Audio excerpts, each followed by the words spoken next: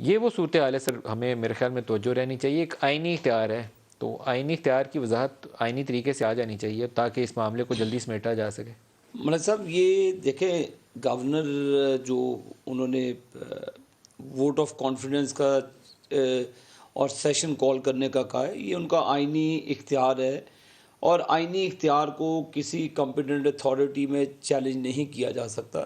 یہ آپ اپنی ہر چیز پارلیمنٹ سے اٹھا کے، آپ کو پتہ ہے جب حمزہ صاحب کا الیکشنز ہونا تھا، جو غنڈہ گردی کی گئی گورنمنٹ کی طرف سے، سیشن کال نہ کرنا، پھر سیشنز کو ہوٹلز میں کال کرنا، یا کہیں آپ نے اسمبلی کو اپنی رعایا بنا لیا ہے، یعنی کہ کنگڈم بنا لیا ہے کہ بادشاہ سلامت عمران خان ہے، وہ جس مرضی حالت میں بیٹھے ہوں وہ آرڈر دیں کہ توشہ خانہ کی گھڑیاں بیچ دیں، آپ گھڑیاں بیچ کے پیسے اربوں روپے جیب میں ڈال لیں گے.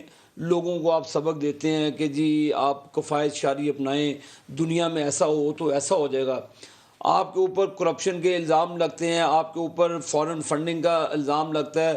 مثالیں آپ حضرت عمر رضی اللہ تعالیٰ عنہ کی دیتے ہیں کہ ان کے دور خلافت کی بات کرتے ہیں. آپ کس گندی زبان سے خلفائے راشدین کی پاک ہستیوں کا نام لیتے. دیکھیں مر صاحب، میں گناہ گار آدمی ہوں، میں اپنے آپ کو اب کمپیئر کروں ان ہستیوں کے ساتھ جن کی خاک پاؤں کی خاک کے برابر بھی نہیں ہے.